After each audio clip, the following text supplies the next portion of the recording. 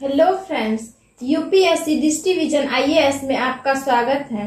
Friends, आप IAS बनने जा रहे हैं, इसलिए मेरी ओर से शुभकामनाएं। फ्रेंड्स, शुभकामनाओं की अपनी एक सीमा होती है। सच यह है कि शुभकामना सच में तब्दील होने में इसके लिए बहुत जरूरी होता है कि हम एक्टिव में आए और सिविल सर्विस के प्रिपरेशन के लिए आपको किस तरीके के एक्शन की जरूरत है, इसके लिए मैं आपसे आज कुछ महत्वपूर्ण मुद्दों पर बात करने जा रही हूं और ये मुद्दे 11 कुल मिलाकर हैं। मैं आज आपसे 11 पॉइंट के बारे में बात करूंगी जो मुझे लगता है कि सिविल सर्विस के प्रिपरेशन की शुरुआत में इनसे ही की जानी चाहिए। हो सकता है कि आप ऐसा कर रही हैं और यदि ऐसा नहीं हो रहा हो तो मुझे विश्वास है कि सुनने के बाद इस दिशा में कदम उठाएंगे, क्योंकि जो 11 स्टेप मैं बताने जा रही हूँ, सच पूछिए तो सिविल सर्विस की तैयारी की दृष्टि से एक भी ऐसा स्टेप नहीं है जिसके बारे में आप अनसुना कर सकते हैं या इसमें से किसी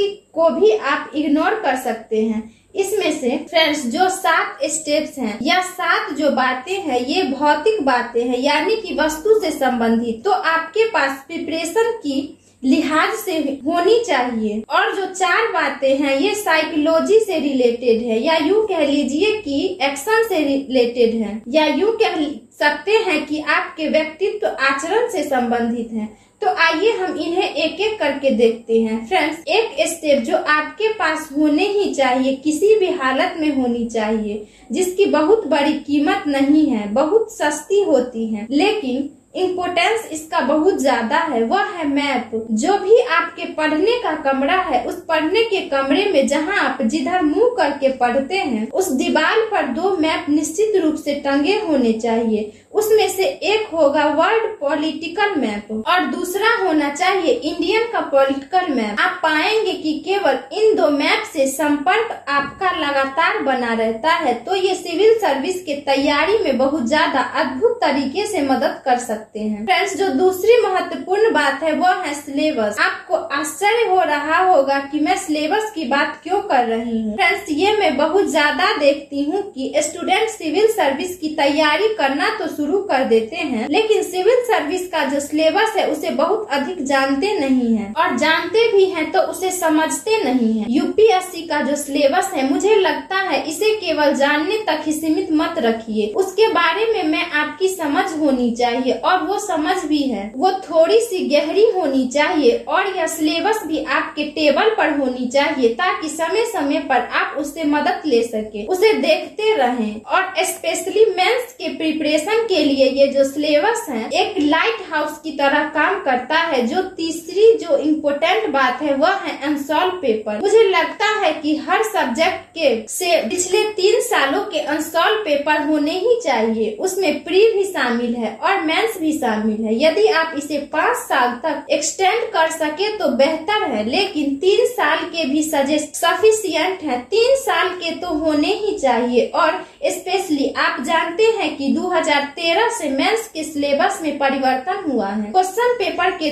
तरीके में भी परिवर्तन हुआ, इसलिए मेंस के जो अनसॉल्व पेपर होंगे उसे आप 2013 और उसके बाद रखें, जिससे पहले के अनसॉल्व पेपर आपके लिए ज्यादा उपयोगी सिद्ध नहीं होंगे। तो यूँ कह सकते हैं कि आप 2016 वाले एग्जाम को शामिल कर लेंगे तो मेंस के आपके पास 4 साल के पेपर हो जाएंगे, और प्री के भी आप चाहे तो 4 साल, 3 साल या 5 साल के पेपर रख सकते हैं, ताकि आप बीच बीच में उन्हें देखकर अपने न केवल डायरेक्शन का ही निर्धारित करेंगे, बल्कि इस एंगल से पढ़ना है, किस एंगल से पढ़ना है, उसके कितने डेप्थ में जाना है, किस टॉपिक के कितने इम्पोर्टेंस हैं, वो सब चीज बीच बीच में आप उनके बारे में जान सकेंगे। फ्रेंड्स, इस 3 पॉइंट के बाद जो आता है वो बहुत इम्पोर्टेंट पॉइंट, यानी कि 4 पॉइंट जो हैं फ्रेंड्स, वो आप सब अच्छे से जानते हैं। एनसीईआरटी की किताबें हैं और उसको बिल्कुल भी इग्नोर नहीं किया जा सकता है। एनसीईआरटी की किताब इसलिए सजेस्ट की जाती है क्योंकि आप भी 10th तक आप भी एनसीईआरटी की किताबों को पढ़ते रहे हैं। दूसरा कि ये नेशनल सिलेबस को कवर करता है, राष्ट्रीय स्तर पर ये सिलेबस चलता है और इसमें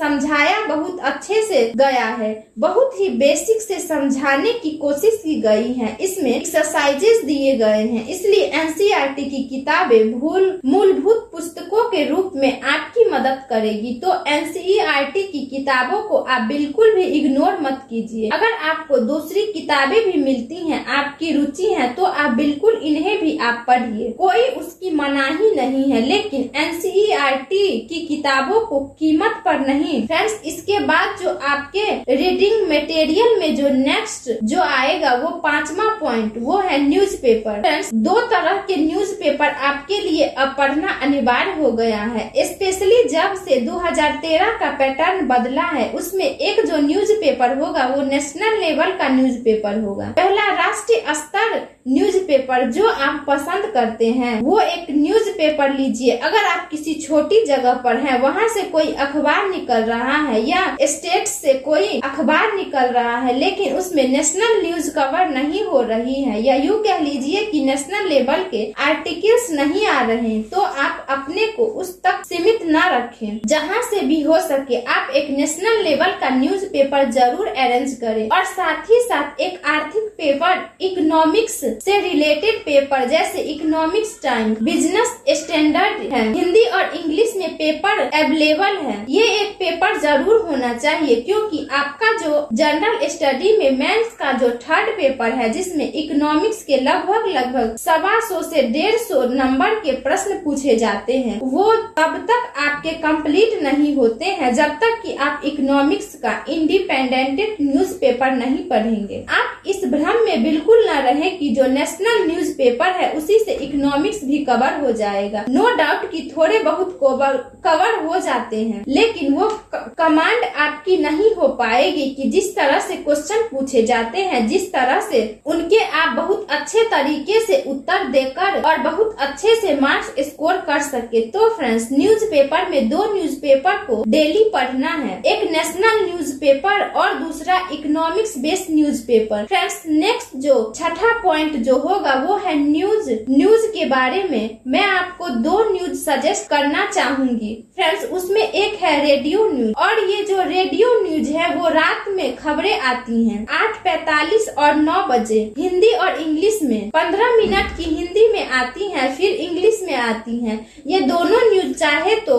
दोनों सुने, नहीं तो एक न्यूज तो आपको सुननी ही सुननी है, और उसमें अगर आपको ज्यादा प्रेफरेंस देना तो आप उस न्यूज को प्रेफरेंस दीजिए, जिसे आप मेंस के मीडियम के रूप में, इस लैंग्वेज के रूप में आप लेना चाह रहे हैं। तो ये रेडियो न्यूज आपको रात की हर हालत में सुननी है। बाकी जो इधर का न्यूज आती है, अगर आप उसे नहीं सुनेंगे तो कोई बात नहीं, बल्कि ज्यादा अच्छा होगा कि उन्हें ना सुने, उसमें समय ना लगाएं, क्योंकि उस खबर का सारांश आप कह लीजिए संक्षिप्त आपको रात के न्यूज में आपको मिल जाता है। और इसी के साथ ही साथ एक न्यूज और सजेस्ट करना चाहूंगी फ्रेंड्स, वो है डीडी न्यूज। दूरदर्शन की रात की जो खबरें आती हैं वो बहुत अच्छी खबरें होती हैं। मैं चैनल्स की बात नहीं कर रही हूँ, आपका अपना इंटरेस्ट है तो आप चैनल की खबरें सुनिए, लेकिन जो डीडी न्यूज है उसमें आप देखिए कि ये सारी चीजें कवर होती हैं। खासकर जो हमारे इंटरनेशनल रिलेशन है वो कवर हो जाते हैं। कभी कभी वो एक पार्टिकुलर टॉपिक को उठा करके उसका पूरा का पूरा सर्वे स्टडीज इंटरव्यू देते हैं, उससे आपका वो टॉपिक कवर हो जाता है। और सबसे बड़ी बात है, ये जो टॉपिक सेलेक्ट करते हैं जो सीधे सीधे सिविल सर्विस से जुड़े होते हैं, इससे आपकी प्रिपरेशन में सीधे सीधे मदद मिलती है, और उसमें गवर्नमेंट का वर्जन होता है और अपडेटेड होते हैं। तो मुझे लगता है कि बहुत मूल्यवान चीज है डीडी न्यूज, आपको डेली सुननी चाहिए। और इसके अतिरिक्त जहाँ भी आपको चैनल पर अच्छा टॉपिक पर अगर सुनने को मिलते हैं जो आपके लिए इम्पोर्टेंट है, इम्पोर्टेंट कौन से है वो आपको सिलेबस से पता लग जाएगा, वो आपके अनसॉल्व पेपर से पता लग जाएगा। जो डिबेट भी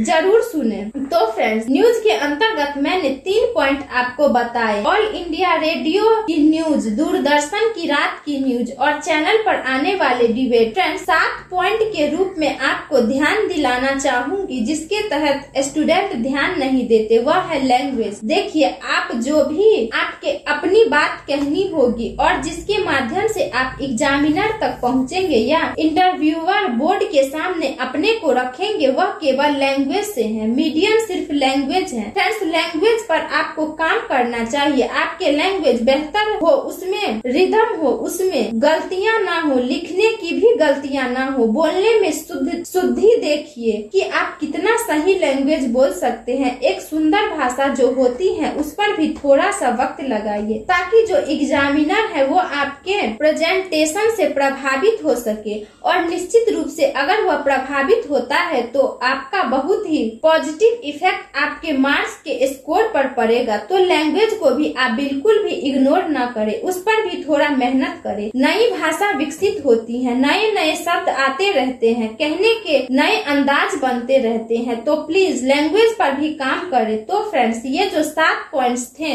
वो वस्तुओं से रिलेटेड थे, यानी कि आपको वस्तु के रूप में चाहिए भौतिक तत्व है। फ्रेंड्स, मैंने अभी जिन 7 स्टेप की बात की है, इनमें से अधिकांश चीजें अगर आपको एक जगह चाहिए तो मैं बता देना चाहूंगी कि वह अब मैं नेक्स्ट 4 उन पॉइंट्स की बात करना चाहूंगी जो आपके आचरण से संबंधित है, पढ़ने के तौर तरीके से संबंधित है, या यूँ कह लीजिए कि मनोवैज्ञानिक से संबंधित। तो 8 पॉइंट है वो है कंटिन्यूटी। आप देखिए कि सिविल सर्विस की तैयारी आप कर रहे हैं तो आप प्रिपरेशन की कंटिन्यूटी को कितना निभा पाते हैं। मैं कंटिन्यूटी की बात ये नहीं कह रही हूँ कि आप रोज अगर 5 घंटे पढ़ते हैं तो फैसला करते हैं तो आप 5 घंटा पढ़े ही। एटलीस्ट कंटिन्यूटी को आपको न्यूज वाले हिस्से के लिए और न्यूज वाले हिस्से के लिए आपको मेंटेन करने ही चाहिए, चाहे जो भी हो जाए, क्योंकि आप देखिए रोज की बात है, यदि आप एक दिन चूक जाते हैं तो आप ये मत समझिए कि एक दिन चूक रहे हैं, मतलब उस घटना से आगे जो घटना सुनेंगे पढ़ेंगे तो वो लिंक टूट चुका होगा, और वो लिंक का टूटना सच पूछिए तो बहुत महंगा पड़ेगा। तो प्लीज कंटिन्यूटी को आप मेंटेन करके चले। फ्रेंड्स, आप कंटिन्यूटी में आप खरगोश और कछुए की कहानी को तो आप जानते हैं कि खरगोश के खिलाफ कछुआ जीत जाता है क्योंकि कछुआ कंटिन्यूटी को मेंटेन कर रहा था। फ्रेंड्स, मैं 2 बातें आपसे करूंगी पढ़ने को लेकर के, यानी 9वां पॉइंट, इससे जो चीजें शामिल हैं, एक ये कि जब आप पढ़े तो इंटरडिसिप्लिनरी अप्रोच के साथ पढ़ें। इंटरडिसिप्लिनरी अप्रोच का मतलब है जब आप सब्जेक्ट पढ़ रहे हैं तो अपने को एक ही सब्जेक्ट तक सीमित ना रखें, उसको देखें कि दूसरे सब्जेक्ट तक आप कैसे पहुंचा सकते हैं, दूसरे सब्जेक्ट से कैसे जोड़ सकते हैं। सपोज दैट अगर आप हिस्ट्री पढ़ रहे हैं तो वह केवल हिस्ट्री नहीं है, वो समय का पॉलिटिकल सिस्टम है, अपने समय के सोशल सिस्टम को भी बता रहा है, वो कल्चर आर्ट को भी बता रहा है, एडिशन को भी बता रहा है। तो एक ही सब्जेक्ट में ना जाने कितने दूसरे सब्जेक्ट शामिल होते हैं। जब आप इंटरडिसिप्लिनरी अप्रोच के साथ आप पढ़ना शुरू करेंगे तो न केवल आपकी पकड़ ही उस पर बनेगी, बल्कि आप देखेंगे कि जो नेक्स्ट पॉइंट है जो मैं आपसे चर्चा करने जा रही हूँ, 10 पॉइंट, वो है आपके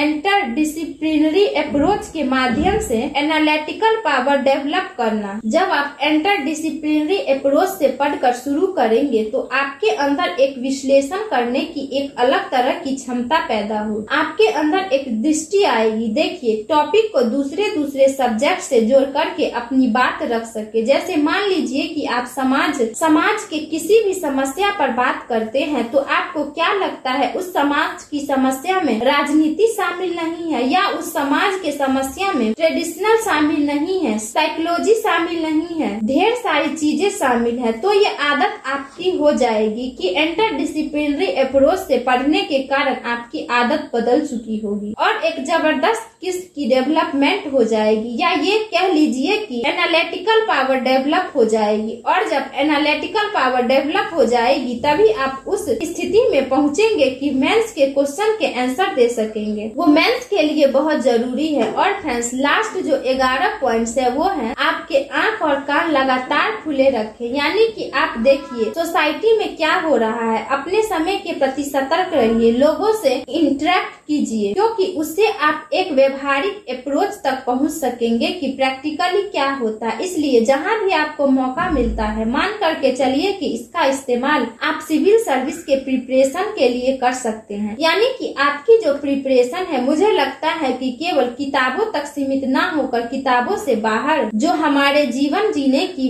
भी आप बहुत अच्छी प्रिपरेशन कर सकते हैं। इसलिए जरूरी है कि अपने आंख और कान खुले रखें। फ्रेंड्स ये मैंने आपको 11 पॉइंट्स बताए हैं, इसके एक पॉइंट्स का विस्तार में देखने के लिए मेरे और भी वीडियो उपलब्ध है। फ्रेंड्स मेरा यह वीडियो आपको अगर अच्छा लगा हो तो वीडियो को लाइक करें, चैनल को सब्सक्राइब करें और बेल आइकन हिट करें। तो मिलते हैं अगले वीडियो में, तब तक के लिए गुड बाय, जय हिंद।